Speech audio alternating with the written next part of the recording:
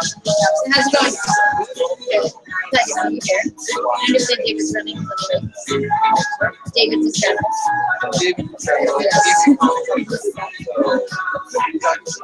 Yeah.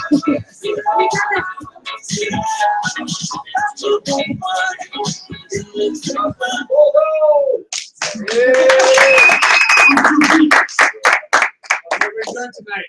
Great. Awesome. Thank you guys for being here. I know there's many things you guys could have been doing tonight.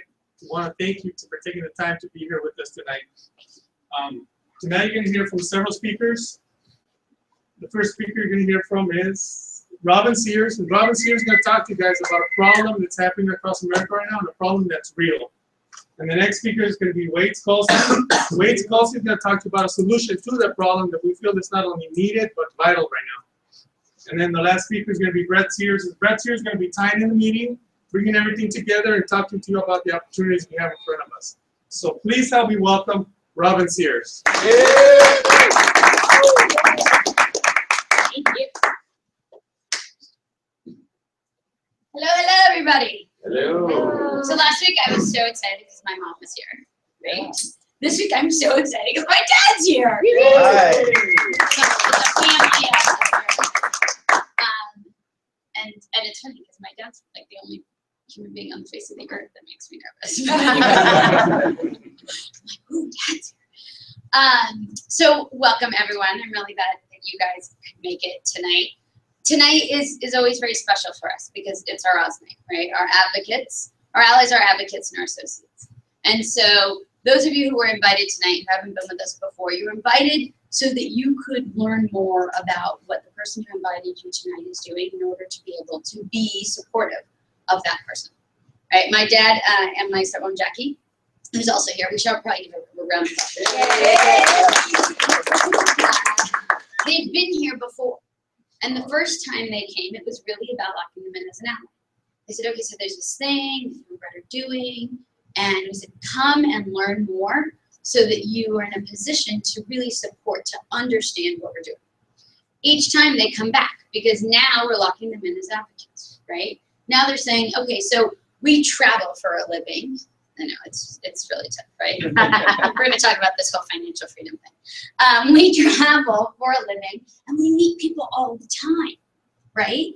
And if we really understand what you're doing, we can really be an advocate for you. And so that is what we're here to talk about tonight. So I've been told that I'm here to talk about the problem, right? And most everybody in here knows we're familiar with what we do, familiar with Primerica. We are dedicated to helping people. And the way that Primerica traditionally helped people 20 plus years ago when my husband got into the business was with life insurance, right? They come into a house and they were talking to the generation of kids whose parents had gone through the Depression, who understood what it meant for a life-changing event in a family to truly affect the financial state of that family. We were talking to the generation of the prudential at the half. Whether you had life insurance wasn't a question in these homes. It was just what kind of life insurance you had.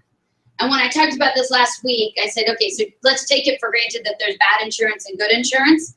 And most houses had the bad insurance, and we went in to help with the good insurance. That's a pretty easy job, right? It wasn't so hard to say, okay, so you know you need this, and we have something even better to serve your family. But there was a change. And there's what I call that we started to see was a new reality. And the new reality is that we started walking into homes, and there was no insurance. There was nothing to protect these families. And the conversation wasn't about what kind of insurance, what kind of life insurance you should have. It was whether or not you should have it. And then we started noticing a couple other things. I talked about last week how I walked into a house and it was 10 in the morning and there was a 4-year-old playing with her toys. And as a former preschool teacher, I thought, well, this is curious. So I said to the mom, well, you know, why is the 4-year-old here? Why isn't she in school? And mom said, well, we have this great school down the street, but we didn't qualify for the scholarship because we make too much money. But we don't actually make enough money to pay for 5 days a week. So she's only in school 2 days a week. Now what's going on here?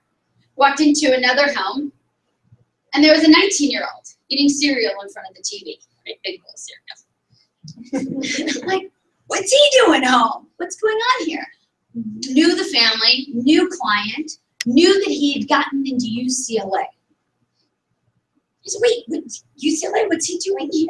She said, oh, you know, we actually ended up not qualifying for any grants, so we couldn't afford for him to go to UCLA. So it's okay, he's a college mechanic for a couple of years.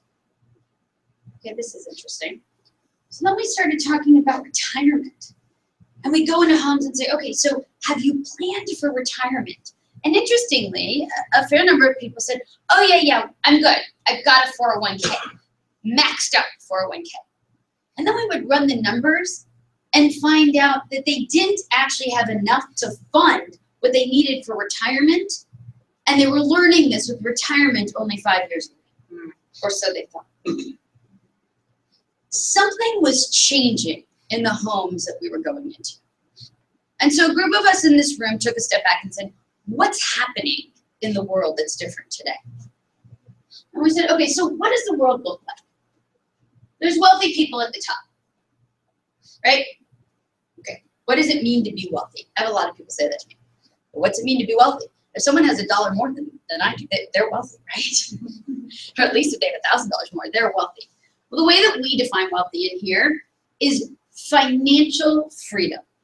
The freedom to have enough money to do what you want, when you want, how you want, with who you want to do it. No judgment on whatever that is.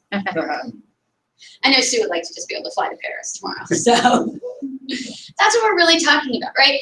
Enough money that you, one, don't have to think about it, and two, are surrounded by resources. And so when we looked at the top, we said, okay, wealthy people have access to education. Institutionalized education. It's not a matter of whether a kid's going to college. It is a matter of just which college. And most likely it's the college that his dad went to and the college that his grandpa went to, because that's the tradition at the top. Opportunity for ownership.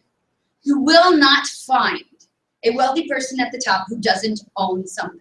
Now they might own a trust fund. They own something. As everyone in here knows, my favorite new saying, those of us who work are climbing the corporate ladder, those at the top own the corporate ladder. Because they know that that's where the key is to wealth. We talked about financial freedom and then financial guidance. Folks at the top have hundreds of thousands of people who wake up every day and say, how can I serve you? Because you can pay me. It just makes sense. There's institutionalized service at the top. And we said, okay, so what's happening at the bottom? Folks that we call the not so wealthy. Well, as it turned out, the deeper we looked, we said, you know, these guys have a lot of challenges, but they also actually have a lot of resources. No one in this group is saying my kid can't go to preschool because Head Start exists. And in fact, their kid can go to free preschool. College grants exist. Hundreds of thousands of nonprofits to support the folks that are here. Now it's up to them whether or not they're in a position to take advantage of those opportunities and resources, but they're there. There are hundreds of thousands of people who wake up every night, wake up every morning, they go to bed, they wake up every morning and they say, what can I do to have an impact in this world? And they look right here. And that's what we call institutionalized support. And then we saw this big gaping hole in the middle. And that's what I call everyone else. And that really represented the families that we were going into. Main Street families. So what is a Main Street family? You'll hear the statistic we say all the time. There's over 70 million Main Street families. And really that statistic is basically outdated because every day this group is growing. And this group includes a single parent making $40,000 a year up to a dual income family making $300,000 a year living in Stevenson Ranch. Both of those families have a mortgage, or at least rent to pay. Both of those families have a car payment. The real question is, what car are you paying for? How big is the house that your mortgage is? And at the top of this big wide open space, my husband says they're just a better shade of broke. anyone who is living paycheck to paycheck, anyone who doesn't have 10 times their income, liquid assets available at any time, that covers the folks in the middle. And what we saw in these homes is what's happening here. Folks who want their kids to go to preschool and make too much money to qualify for the resources down here and not enough money to actually provide preschool to their kids. College, opportunities to own, and certainly advice from financial planners.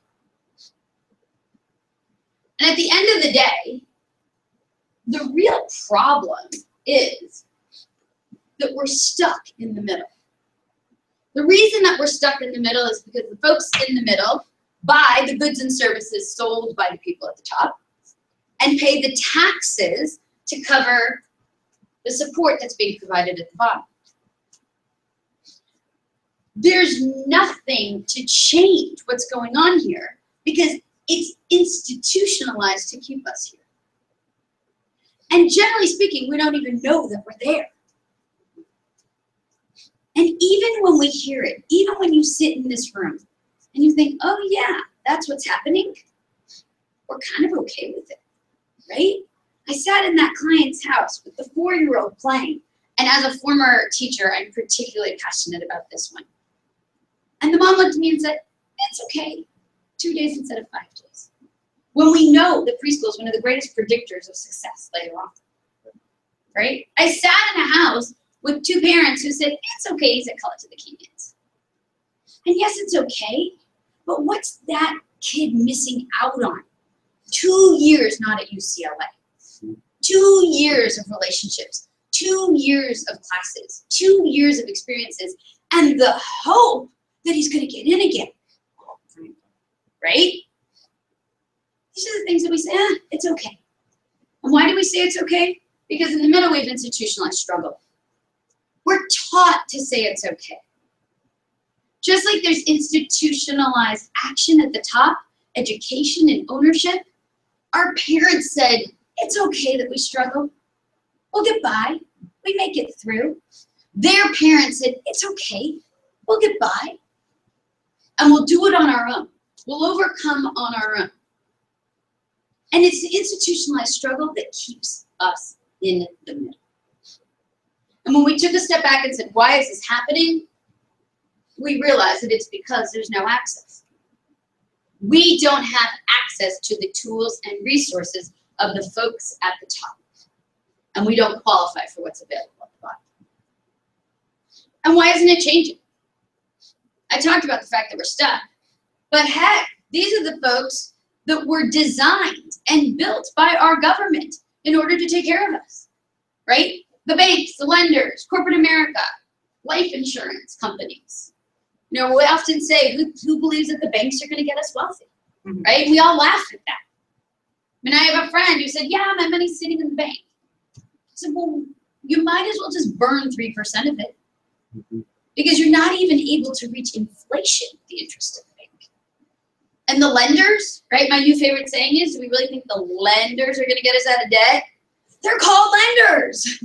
Their goal is to lend us as much money as possible and keep us hooked in as long as possible because that's how they make money. And interestingly enough, as a corporate lawyer, I will tell you that it's not because they sit around a big table and say, how am I going to screw you? It's because they sit around a big table and say, I have a duty to my stockholders. I have a duty to the company to make as much money as possible. Fascinating, right? The groups that we're told to turn to have a duty to make money over helping us. That's why it's not changing. Because it can't change this way. No one's coming and we accept that it's okay. So I got a question. What if there was a way that it could be different? What kind of impact could that have? What kind of impact could it have on that little girl's life if she was able to go to preschool 5 days a week? What kind of impact could it have if you could send your kids to college and know that they would walk out without any debt? How many more risks could they take? How many companies could they start? What kind of impact could it have for you to know without a doubt that you were taken care of for the rest of your life? Or that your parents were taken care of for the rest of their lives? That is what tonight is about. See, no one's coming, and so the change has to start with us. We recognize that this has to be a grassroots movement. Only we can make a difference in our own lives. Only we can make a difference in our families' lives, and in our neighbors' lives, and in our communities' lives, and in our country's lives, ultimately. And this was a pretty lofty problem and a pretty lofty solution. So we said, okay, we gotta have a place for everyone and a role for all of us. Every single person in here has an opportunity to participate in the solution at some level. Some folks are in here who said, sign me up, I am all in, Robin. What can I do? I will do anything to participate in making the change. There are other folks in here who said, look, I am on a path, but I will find every family that you can help. I am committed to telling this story to every person that I meet. Like my mom, literally, right? In the grocery line, she's telling people. And then there are other folks who said, you know, this is something new. And I'm here to support you. And simply by being there for you, simply by patting you on the back, simply by being available in those tough times, because climbing a big mountain can be tough.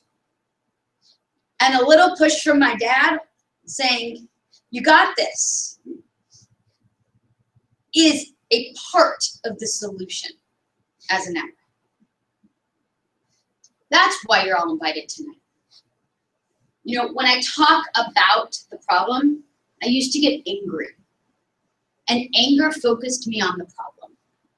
And what I realized is that it's really about asking the what if. It's about an opportunity to think about the impact that we can have, to be curious, and to be inspired by the smallest part that you can participate in a truly viable solution. So with that, I'm going to invite the great Wade Skalski to come up to share with us the first part of our solution.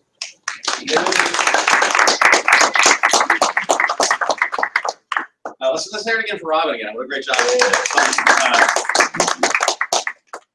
It's funny, Robin was, obviously she's identified a big problem, right? And the problem isn't necessarily with the system as much as the problem is with the members of the system, how much access to information that we have. Okay, and the one thing that Robin's always been consistent with for as long as I've known her is that she's always trying to think about, well, how do we solve that problem, right? So many people, it's so easy to look at something and say, well, this is a problem, right? And then that's it. They just stop right there. They don't say anything else. They just identify the problem and then they just commiserate about the problem, right? It's a natural human thing to do because when Robin talks about institutionalized struggle, we all have our own problems. Our whole families, we're all struggling to try to accomplish what we want to accomplish. It doesn't matter if you make $1 million or if you make $5,000 a year. There's a struggle to try to accomplish what you want to accomplish.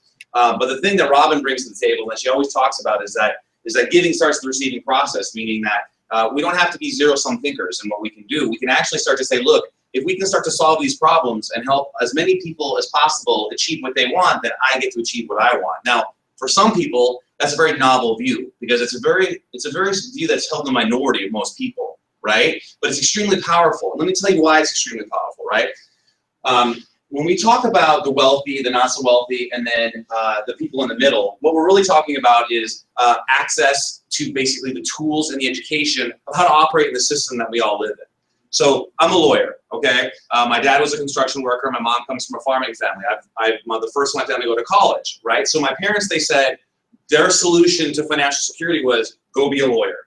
But that's all they said. They didn't say what to do, what law school to go to, how to go to college, how to study, how to do any of that, because they had no experience, no access, and no idea how to teach us how to do that, right? But they had a plan. They said, go be a lawyer. And that was their key for what they said for access to financial security, because they didn't have access to all those tools that Robin talked about that the wealthy have, the institutionalized human capital, right? Like if you know, we're on Facebook and everyone's on Facebook, and if you went to like the University of Arizona, everyone dresses their kids and their babies in like University of Arizona outfits, right? From the time that they're little babies. Well, that's fathers and mothers institutionalizing in their children, like you're going to college from the moment that you're a kid, right?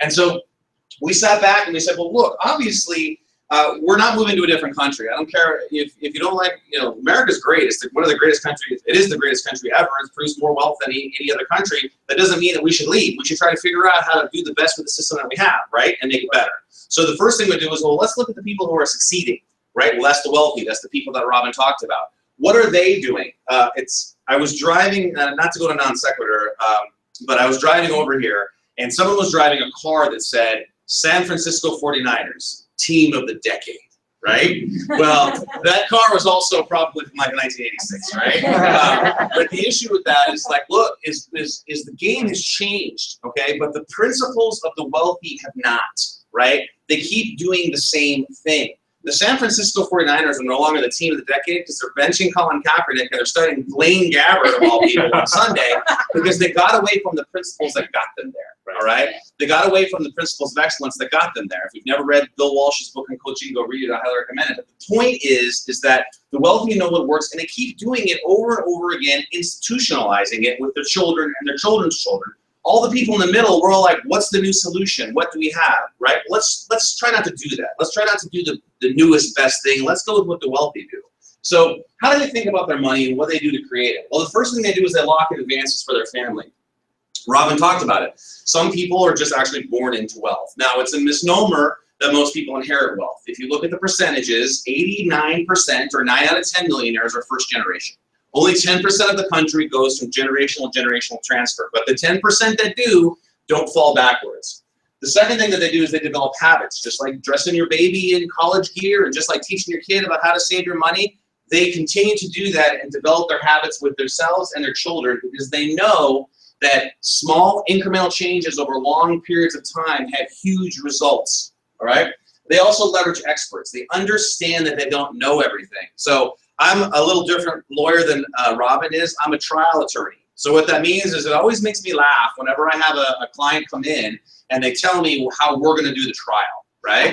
So I've been practicing for 17 years. I've done dozens and dozens and dozens and dozens of jury trials, right? But that concept, that thinking is I'm not letting the expert do their job, right? The wealthy understand that you can't compete with me on 17 years of legal experience. I just have more time than you. It's not that I'm smarter than you necessarily. It just means I've done it longer. Just like I don't tell my mechanic how to fix my car because I know nothing about cars, the wealthy understand how to leverage experts. And the last thing that they do is they understand how to cultivate strategic partnerships. This basically is very simple, which they realize they can't take on the world alone, right? I always make this joke. I always think it's a miracle that we don't have roving bandits around there. We're not going through militia checkpoints all the time, right? And why is that? The reason is because there's 300 million people that kind of agree on a few things. Now, we all disagree on everything else, but there are a few things that we agree on.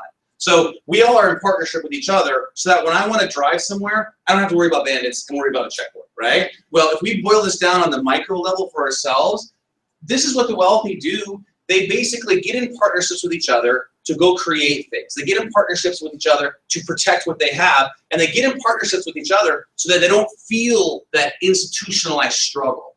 Like, it's so powerful that we understand this, is that for us, because we're not quite sure what we're doing, because we're not feeling the success, because the principles that maybe we're operating under make us feel like we're in a struggle. But because everyone else around us is also doing the same thing, we think that's normal.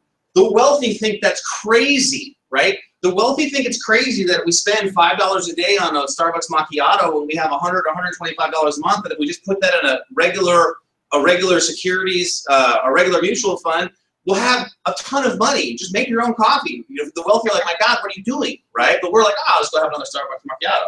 I do it all the time. They're delicious, right? But the reason why I'm telling you this is because, look, these principles are not complicated. All right, they're simple, but you just have to know about them to be able to implement them. For the longest time, I struggled about losing weight, like if I wanted to lose weight, right? Until I learned it's a math problem. There's 3,500 calories in a pound. I conveniently forget it because I'm like, no, I think there's 6,000 or 7,000 calories in a pound when I'm doing my diet, right? But if you just know there's 3,500 calories in a pound, right? Then you just got to know that you just have to put out more energy than you take in. You will over time lose weight. Right? That's a magical thing to know. But if you don't know it, you're like, well, yes, I'd like to have 6 donuts before I go to bed, right? these things are not, there's this illusion in our country that if you have to be an athlete, or you have to be like a super business person, or you have to be an entertainer to make money. If you add up all the athletes, entertainers, all the people in Hollywood, they make up less than 1% of millionaires. Your average millionaire is 63 years old, and your average millionaire gets his millions by owning something and investing in the market, right? That's what it is. The average millionaire drives a Ford, okay? That's a fact, right? I drive a Ford F-150. I'm not a millionaire yet, but that's my North Dakota upbringing, right? So I just want to make sure that I'm clear on my time, but this is why this is critical, is that they're doing something different, but they're not doing anything magical. I'm not up here trying to tell you you have to learn how to dunk a basketball in an NBA game. I'm not up here telling you you have to learn how to create great music, or not so great music in today's world, to make money. But these are very simple things that over time can bring financial security, all right? I'm not talking about financial freedom. I'm talking about how can we take away that institutional struggle, all right? So let's talk about Primerica a little bit. And Primerica's been in business since 1977 and $3 billion in cash. They're like your rich uncle. And people ask me, Wade, why do you partner with Primerica? Why do you, why is that the company that you work with? Why don't you work with like Merrill Lynch or American Express or whatever, right? And this is what I tell them. I said, you know, we all heard about that access gap that Robin talks about, but Merrill Lynch tells its brokers and its people that they won't pay them on accounts lower than $250,000. So I help people that get in trouble because I like to help people that do like the same things that I could do. Like maybe I had a couple too many beers and I got a DUI, right? Like I've never had that happen, but in my life when I was younger, that could have happened. Okay, so I like helping people that get into that type of problem. I don't necessarily like helping super dialed in people, because super dialed in people don't need my help, right? It's the same in what we're doing with the access gap.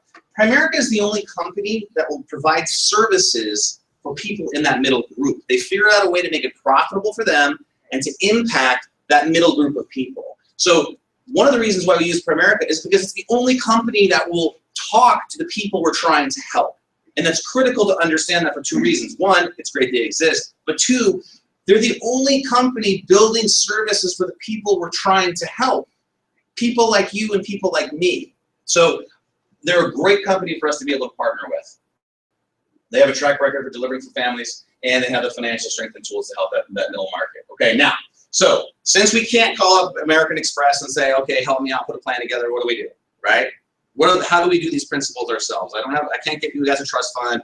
I can't get you guys basically access to you know, Oprah's Rolodex, sorry. So she won't take my calls. I can't get her to take her calls, okay? So the first thing we do is we can teach people how to lock in advances for a family. This is what's called double term insurance. It's very simple. You buy a term policy, you pay the premiums. If the protected person dies, the family gets a check, all right? It's just locking in advances. My father built a construction business. He never had life insurance, all right? Thankfully, he's still alive, but if he would have got struck by lightning, gored by javelina, run over by a bus, my mother and my brother and I would have had to start completely over, right? Because he hadn't locked that in, but we're lucky. Now, the other thing is that what we do is we develop the habits. This is with mutual funds. Remember my Starbucks example, right?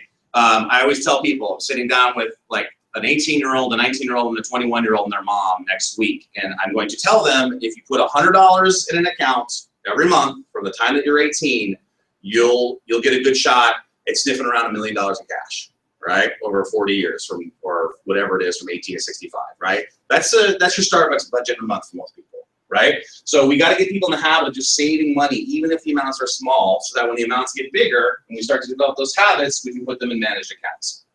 Managed accounts are very simple. We have the smartest nerds in the world in our basement, and all they do is look at the money and they try to figure out how to downplay the losses while basically leveraging the market. All right? It's a fancy way of saying they make sure that our money is where it's supposed to be when things are happening in the world. Because I have to manage my fantasy football team, I don't have time to look see what's going on in China. Okay? I always get more laughs in the fantasy football joke. No? You guys are so serious. Okay. And the last thing is cultivating strategic partnerships. That's Primerica and our advocates. Look, I already talked to you why Primerica is a strategic partner, is because frankly, they're one of the only companies that wants to be a partner with the middle market, with the Main Street families. They're frankly the only company that's like, yeah, we really want to help this group of people, right? All the rest of the companies like, there's no money in it. That's just a fact. When Robin says all these issues with regards to that, it's not some guys with beards sit around going, I can't wait to take advantage of people in corporate boardrooms. No, I've been in, they don't do that. I've been in some of those boardrooms, right? It's Robin's exactly right. They're like, how can we be the most profitable? And if they want to be the most profitable with regards to making money and managing people's money, they go where the money is, right? Because you don't have to get as many people to do that.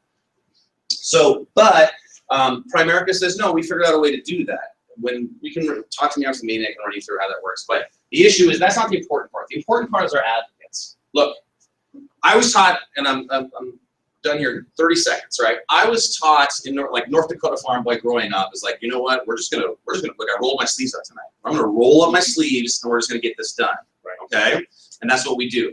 Okay, we're gonna work hard and we're gonna get it done.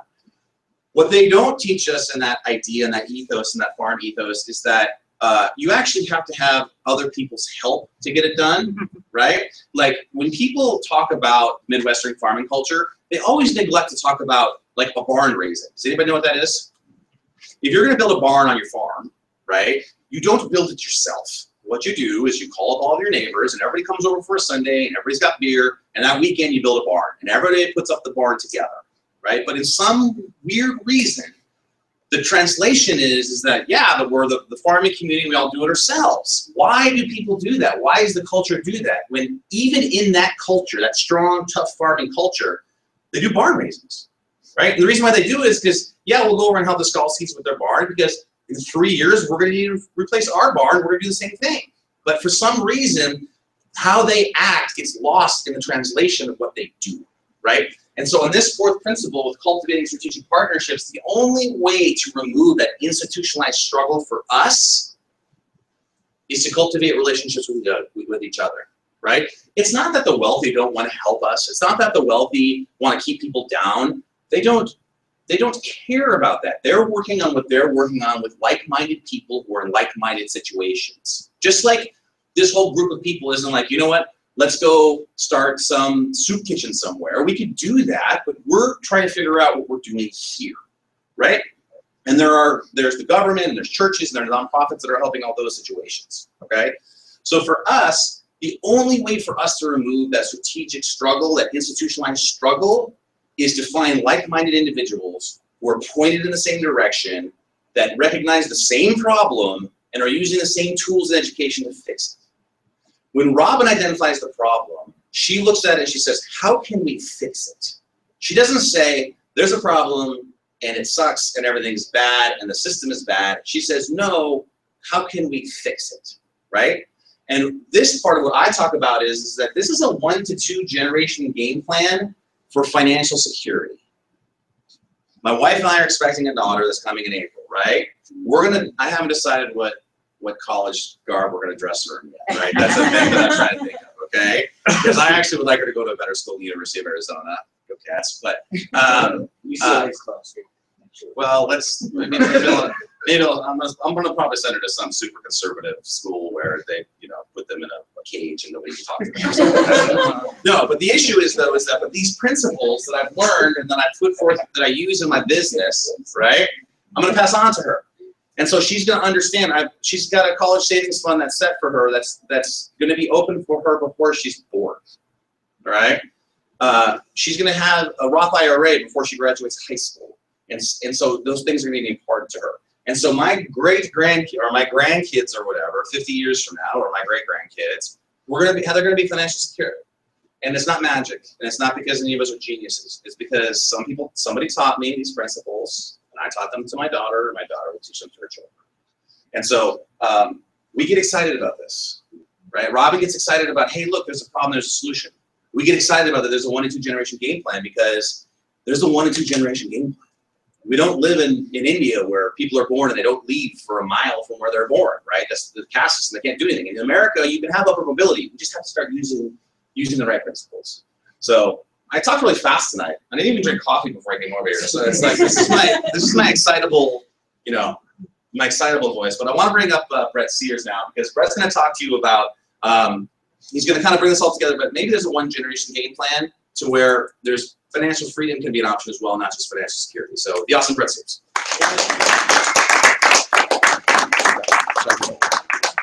How you guys doing?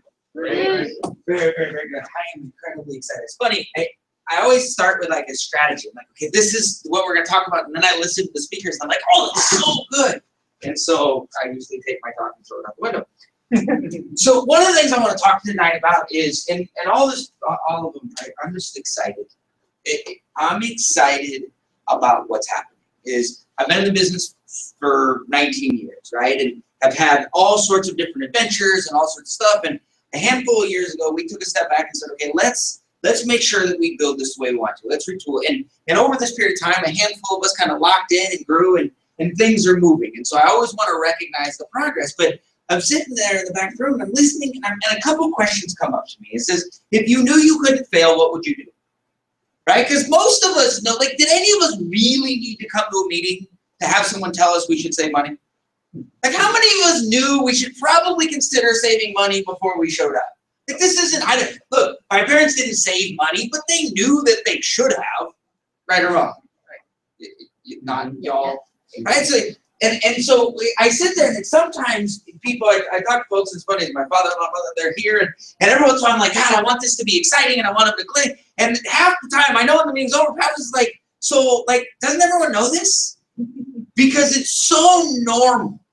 And we deliver it in such a normal way that every once in a while, I think a handful of us, we forget how absolutely remarkable what we do is.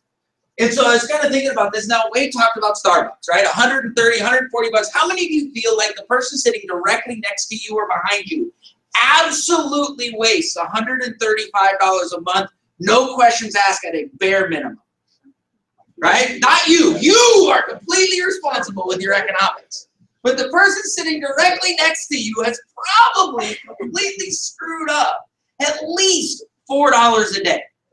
Is that fair? We're not talking huge things, right? Now, if I told you to go to the 15 best friends that you had going to high school, and you said, do you believe that you're going to be a millionaire? Like, really, not hope, not wish, not want, but really believe. You hooked them up to a lie detector test and said, you really believe you're going to be a millionaire. What do you think most of them would say? Some would say yes, some would say no. For the most part, most of us would go, yeah, not going to happen. Right? Because it's what, like, if you think about your friends, like, it's not that we don't want to, but there's like, we don't know a bunch of people. We don't know a bunch of people who have $1 million. Like, it's this completely foreign concept, right or wrong. Well, I was laughing because this is one of the funds, right? We talk about habits, and there's what's called the equity and income fund. And I just want to show this. I want to make sure that this is perfectly clear, because this is a mutual fund that was started in 1961. Nothing spectacular. It's returned 10.44% since 1961, which means if we would have put money in over this period of time, that would have been the average. Now, most of us weren't around and saving money in 1961, and I don't know what the next 40 years are going to look like, but let's just say that the next 40 look about like the last 40. How many think there's a really good chance the next 40 will probably look about like the last 40? Like, there's going to be really good times and really bad times. How many of you are pretty sure there's going to be really good times in the future and really bad times in the future? How many people are going to get sick, people are going to die, people are going to get born, people are going to get married? Like, things are going to happen, right or wrong. So I don't know if it's going to be exact, but Rich, we said $4 a day wasn't this big deal. But check this out, because I want you to read this. If we saved $137 a month with every month for the next 40 years, that doesn't mean we increased it 20 years from now when life's a little bit more and we've got more money. We're just talking $134 a month for the next 40 years, right? How much money is that? It's $999,813.82. $999,832 on $134 a month. Here's my question. How many of you could be saving $134 a month more than you are right now and you're not? How many of you have said, oh, I'll get to it. It's going to happen. There's going to be an opportunity. One of these days, we've got to do it. But then you go blow the... I'm not telling you to not have some fun. This isn't that live as a hermit, save every dollar. We're talking about, look, all of us have left our house with $18 in our pocket. We come home with 11 cents, and we're not exactly sure what happened to it, right or wrong. Right. All we're saying is, why don't we take 8 of the 18 and put it away? If we do that a handful of months, It's $1 million. See, we sit in a room like this, and we talk about this picture, we talk about goals and dreams and all this other stuff, and it's so out there. And then we ask how many of us truly, Wendy, it's $1 million. You understand that, Wendy, how old are you? You had to remember, right? So just turned 21. How many think if Wendy could start saving $134 today at 21, at 31, there's a better chance she's able to save more than $134. Right. And at 41, she's able to save significantly more money than $134. We're not talking about $1 million for this young lady. We're talking about tens of millions of dollars for this young lady if she understood the value of it today. If you take the next 10 years to figure out the value, not only do we lose that 10 years, but we're starting over, we're playing from behind, and now it's not nearly as fun. You see, sometimes we got to remember why we're here and what we're talking about, the impact we have. Every once in a while we sit there and go, oh, we got to get people to this meeting or we got to grow. We don't understand the absolute life change that most of us aren't participating in at an incredibly high level for our own future. But we're not doing that. What's the likelihood of us being very good talking about it? And if you are and you're not excited, shame on you. Shame on you for not being passionate because you got your life changed and now you forgot what it felt like to be scared to death. Well, Brad, aren't you supposed to be like talking about this one generation plan? I am. Because for you and your family, step one is every one of us have a responsibility to make sure that we're at least financially secure. I don't know if you're going to be here for 2 years, 5 years, 20 years, if this is a lifestyle or just a habit, but you know what? The impact we have can be revolutionary for what you heard Wade talk about. This isn't just a pretty wall on the screen, right? Screen on the wall. This is an opportunity. And see, that's where everything starts. Y'all excited? Not too much. Usually I kind of break with Wade's like, wow, normally I don't sit in the front, right? $999,813 for $4 a day.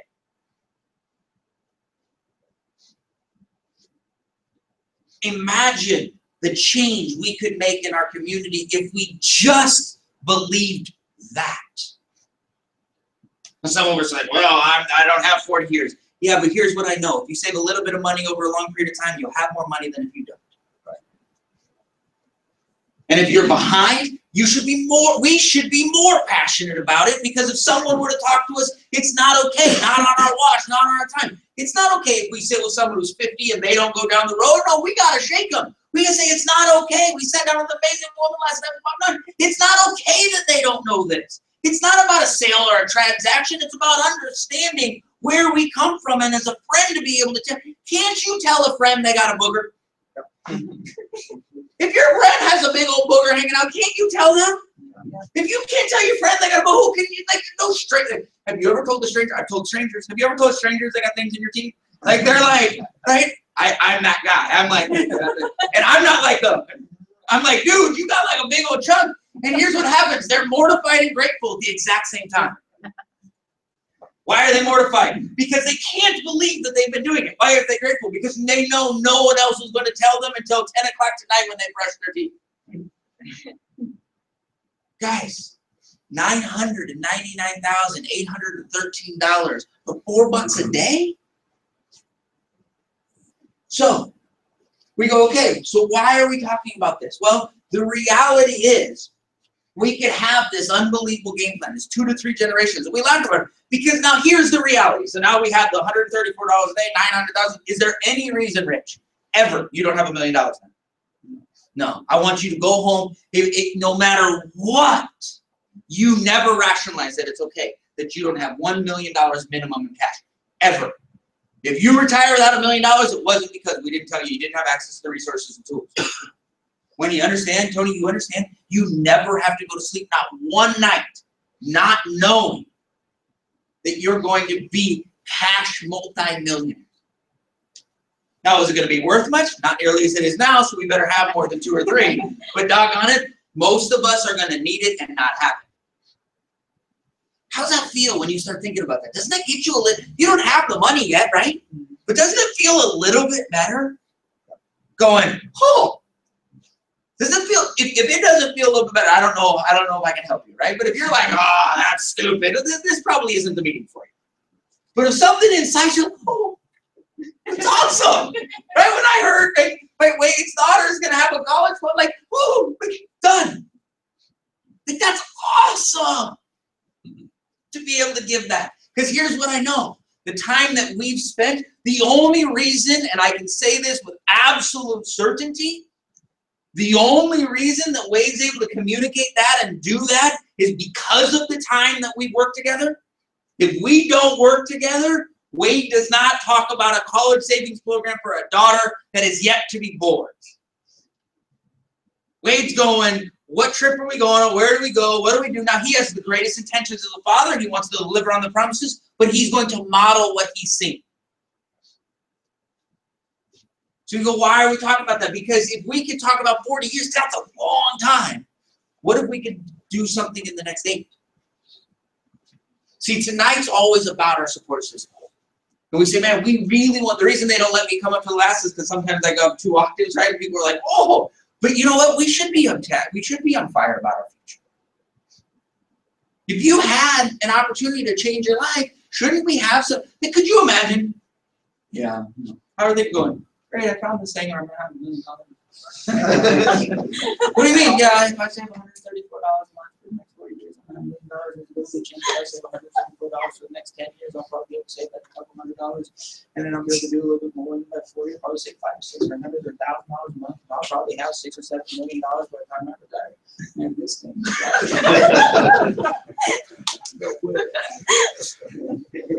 Right now, here's what happened. Y'all leaned in and listened. You gotta be you, but I get to be me. That's the greatest thing about this. See, we're gonna talk about being an entrepreneur. We're gonna talk about a shot to be able to be contagious, to be able to say, man, there's something there. I'm gonna get in so much trouble for what I did right there. I just don't think that was appropriate.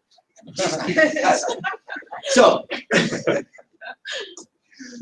path to financial freedom, what are we talking about? Because look, I got a 13-year-old, an 11-year-old, and 8-month-old twins, and I love my kids, and I want them to have an amazing life, and I want my grandkids to have an amazing life, and I want to be free. I want to be able to teach our kids that there's an opportunity to make a fundamental shift. Well, the only way that happens in this country really is through an entrepreneurial path, right? The ability to build something, right? So we sat back and said, okay, well, what does that look like? If we're really going to solve this, right? We've got to have the ability to build something for you and your family. Look, I am not a beat up your job guy, right? Look, at the end of the day, right? I'm not a big complainer, and I don't really enjoy it when people do, right? So when people come to me and they complain to me about my job, I usually have a handful of questions. The first one is, did they tell you what you'd be doing? Yeah. What's usually the answer to that? Yeah. Yes. Did they tell you what they were going to pay you? Yeah. Yes. Did they tell you the hours you were going to work? Yes. Did you agree to those 3 things? Are they living up to those 3 things? Then what are you complaining about? Like, that's not an overly complicated conversation. But the reality is someone else is in more control of our future than we are. And so we said, look, what if we had the ability to build something that you could own? The ability to to start where you stand and create what you need for your life.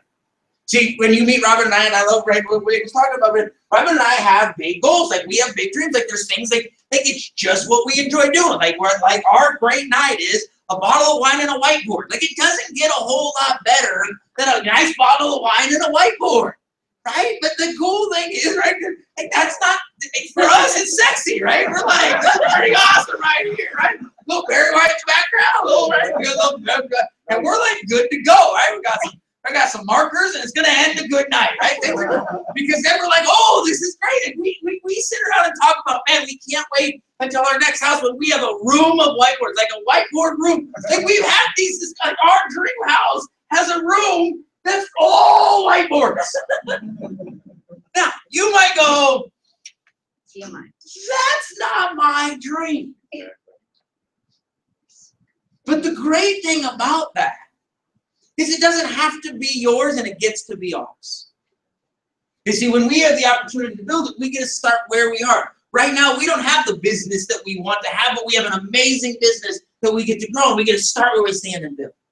So do you. We get to end it when we want to end it. We get to build it to the level. right? I love my father, I love my mother, right? And they love to travel, and we have different, and they're like, man, this is our life. And it's so fun to be able to go to dinner and talk about different goals and dreams, and neither one of us, we both value the other's point of view, and we get to be incredibly different, because both of us are like, we couldn't do what you're doing. And that's fantastic if you have an opportunity. The ability to be in charge of how big or how much. We have the greatest part-time opportunity in the history of the world. One of my biggest ambitions is we want thousands of people making $500 to $1,000 a month. You know why $500 to $1,000 a month changes people's lives? Because it doesn't have to change everything about their day. It doesn't have to change everything about what they're doing. And it can make life a little bit easier. And so we said, man, if we could do that, we could create that space. And once someone knows that that's possible, they could do anything. The reason that you're here is we want our support system. We want the people in our lives to understand the mission that we're on. That we understand that there's an entrepreneur opportunity. That we've got to have access to ownership, right? This one generation plan is through ownership, the opportunity to own, right? To leverage the tools and the resources that we've got. And so we said, man, we want to make sure that everybody in our life is incredibly clear of what we're doing, right? I sat down and had a good conversation with Colin Dix. Like, what do we do? We're a business incubator designed on purpose to create and sustain high-level entrepreneurs. Met this young man, we've been talking some, and all we talk about is what this entrepreneur opportunity is. Met with Claudia every single day for the last 2 weeks. All we're talking about is how to grow and how to develop, and how do we learn tools that we get to apply to our life, that we can learn and leverage growing a business. Because then we get to attract the best of the best. The people that have the ambition and the desire, and maybe not the skills, maybe not the resources, maybe not the multiple generations of ownership, maybe not all the greatest education, maybe not. How many of us have ever come from a maybe not the best point of view? Well, if we come from that and we think that's what it's going to take, we stop before we start. And this is a group of us that says it doesn't have to be that way. When you look at this access gap, when you look at this group of people, smart, motivated, committed people that want to do something, right? That's not true. I have met some complete and total cancers. But for the most part, right, so have you, right? You guys have all met someone who just enjoys complaining. Like they wake up in the morning and they complain about the fact they don't have enough to complain about, right? You guys all know that. But that for the most, some of you got serious. You sit next to them, right? For the most part, most of us will do it. One of the best things that Wade ever told me was driving around in the car before he found it and said, man, if someone would just tell me at the beginning of every day, if someone would say, do this and you'll win, I do it. The problem is most of us don't have that. We have the desire and the ambition, but we don't have the resources. And then we don't see what's in front of us. And so we said, look, if we could deliver that, and then have them take and grow, good things can happen. So that's really what tonight's about. Because we said we want a one-generation plan. Is it possible? Yeah. Right? So we're going to build ownership. It says, look, we're going to harness that entrepreneur spirit. We're going to leverage the support system. And we're going to give somebody a transitional path. We're going to let them keep their job and let them learn how to grow. Right? This isn't a quit your job and come do something you've never done before. Why? Because most of us don't have $500,000 in capital waiting for us to learn how to do anything. Now, if you do, great, but most of us don't. And so it's let's let our job give us the opportunity to learn how things work.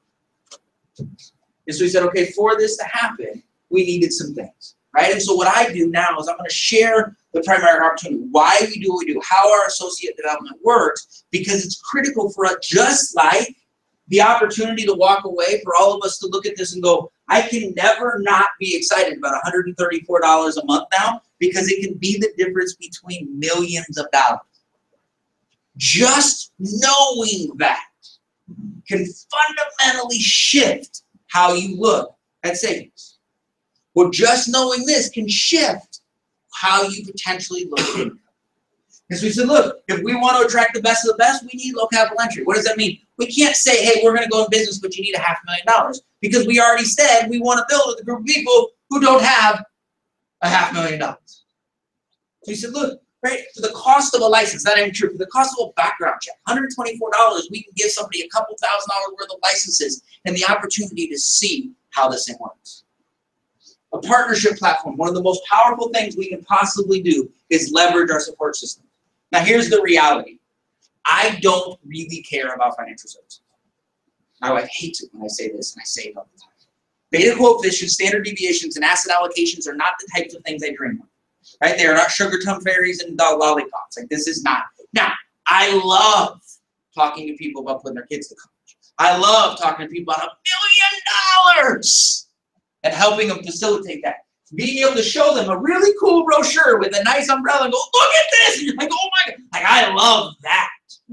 How the hell that gets done, I have no idea, and I don't really care. Because if I know really smart people and that's their fault, if they're as good at this as I want to be at this, as a partnership, we can reach the people and deliver on the promises. You can try to be all things to all people, there's a good chance you're going to be all things to none. We said, look, we got 2,000 people in Atlanta, Georgia that build Primerica Financial Services as a company. That's a full-time job. That's what they do. Man, we're going to leverage them. We got an amazing back office that allows our small business owners to have a support system so they don't have to become an amazing entrepreneur, amazing administrator or processor. That stuff is done. So we get to get good at communicating the impact of $1 million to $130. And then it's got to be worth it. Like, this is just the reality. Like, you go, man, this was exciting and fun, and people are laughing and high-fiving, and woohoo, I'm going to come back. But at some point, if we want to create the greatest part-time opportunity in the history of the world, a very key component is people have to make money. And so we said, let's align these objectives. So we said, man, we want a place for a role for all of us, whether it's our allies, it's our advocates, or it's our associates. There's a legitimate space for everyone. Tonight's not about convincing an ally to become an associate. It's about having everybody understand what we're doing. Because then we can start. There's a tremendous problem. There's 70 million families that don't know. Right? The biggest confusion is people go, oh, the problem is that people are stuck. For me, the problem isn't that they're stuck. The problem is that we don't know. If you don't know there's a problem, you can't fix it. So we said, look, one of our first positions is we call our gathering asset partners. These are folks that have full-time jobs. They love what they're doing. They have no interest in building a business. But they understand a couple of things. 10,000 people are turning 65 years old every day for the next 19 years. And this is the first generation that's ever had access to a 401k or not. Ever. Their parents had pensions, and they have a chunk of money. They don't know who to talk to, where to get the information. They have that $1 million. And now you're getting ready to retire, and you have a piece of paper that says $1 million on it, right? What do you do with it? Well, we said, man, let's make sure you have access to managed accounts. Let's give you access to the smart people that know what they're doing and be able to create it. And let's incentivize our partners to be able to reach that information to the people that desperately need it, because we can change their lives and the people's lives along the way. $1 million of assets to our part-timer, right? Well, we get paid about $4,300 a year. It's $380 a month. It's not life-changing, but all of us would use it. For $5 million of assets under management, it's $1,800 a month in passive income. The average Social Security check is $1,269. You understand, Rich? At 24, how old are you? 28. At 28, if just over the next 10 years, we found $500,000 of assets, nothing else. You're at your job, you're working Samsung, everything is good. But someone got retired, someone laid off, someone got hurt, someone this. Now all of a sudden, understand that's $1,800, $2,000 a month. By the time you retire, that's an extra $4,000 or $5,000 a month. So now think about the $1 million that you got for the $134 a month and the $4,000 or $5,000 a month in passive income. Do you think we've started to change the way you think about your future? Then we've got our part-timers, right? I was talking with my friend Dawn, right? I love her. She's a teacher, loves what she teaches, and it makes an impact and all this other stuff. I said, look, I love teaching, but unfortunately, we have a tendency to live in an or philosophy where you can either make a bunch of money or you can make a big impact. It's really hard to find a place where you can do both. And I say that, everyone's like, no, I do. I do. Look, this isn't a rationalization of whether or not what you do is good or evil. This is just social workers have a tendency to not get paid millions of dollars. Can we all agree? And corporate attorneys have a tendency to get paid a little bit more money than social workers. They're both valuable, but we said, man, what if you could make that impact and help families lock in advances and establish habits, make $200, $900 every time you do? They have access to the tools and resources. You have access to making a little extra money, making life a little bit easier. Keep your job, have some fun. Plus, build assets. So I don't know where. Just keep growing. And then we've got our part-timers because Dawn had day today. So she's like, because we've all had those days, haven't we? We said, look, what if there was an opportunity to grow? And this is where my favor comes in. If our job stops being the enemy and it starts being the tool that we have to learn how to be an entrepreneur, great things can happen. That's a mindset, just like being able to know you're going to have $1 million and everyone in your life can have $1 million. That's a mindset of understanding that our job can be the thing that changes us. We can grow assets and licenses and skills and associates and assets. We can build everything. And then there are some owners. See, one of the key components to ownership is the ability to have passive income, revenue, and profit. Multiple streams of income, being able to generate current cash flow for this month based on effort, the ability to get paid on work we did before, and then the ability to leverage other locations, revenue, and passive income. Well, we said, look, in our passive income side, if we build assets, if we have, as what's called a vice president, you have $15 million of assets, let's say that's $100,000 a year. If your team has another $1 million, that's another $100,000, $3 million, that's another $100,000. If you build a team that helps 30 families a month, lock in their advance and step 30 out of a 10, there's 22 of us in the room. Right? We're not talking about overly aggressive goals. One a month. As a community, when 70 million are sunk, pays an additional 150,000 to 200,000, and then where my fun comes in. Why I love spending an hour with Wade today, an hour with Colin today, an hour with Claudia and Bella today, right? The ability to spend the time to be able to go through where my passion is. I go, man, if we teach someone how to just do half of what we did, they make $8,000 to $10,000 to $12,000 a month, and the company pays us a $6,200 a month bonus. That's $72,000 a year in profit, which means if we raise one, that's 72. But 2 is 144, 3 is 210, 4 is 280, and 5 is 350. If over the next 5 to 7 years, while you were saving $134 a month, and while we were finding a handful of assets, we built a business that paid us $200,000 in passive, $200,000 in revenue, and $350 in profit, that's $750,000 a year. Now, we talked about a one-generation plan. Could this deliver on that plan? And so we talk about now. So the problem is we love selling the big numbers, and everyone's like, oh, $750. But you understand the $500 a month is to pass its way in? There's lots of people who see this and like, well, Brett, I don't want to do this. Great. But do you think that's valuable to get this information to the people that we're talking about? See, because whether you want to make $500 a month or $500 a day, the opportunity is there for you to build it as big as you want in the style that you want from where you stand. As an entrepreneur or developer, that's what we're talking about.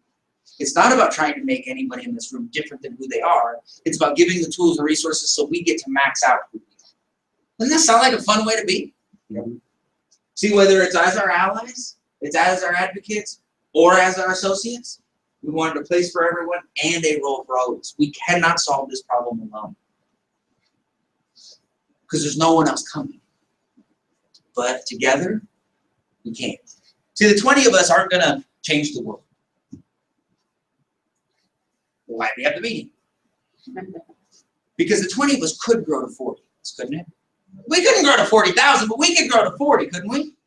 But if 40 of us aren't going to change the world, but 40 of us could if we really wanted to grow to 100, right? And 100 of us won't change the world, but 100 of us could grow to like 300. 300 is not going to change the world, but 300 might grow to 1,000. Now, if we could grow, if 300 could grow to 1,000, if 20 could grow to 40, why couldn't 1,000 grow to 10,000? And 50,000? And 100? Why? Why? Someone give me a reason why. Will it happen? I have no idea. Is it possible? Absolutely. With the right people, the right vision, and the right feeling inside. The opportunity to feel, oh my gosh, you get to go to bed tonight knowing you're going to have over $1 million in cash and not have to be a super stud to do it. You're not going to save every dollar and not eat out or not have any fun. We got to find $4 a day. Guys, the opportunity that's in front of us is remarkable.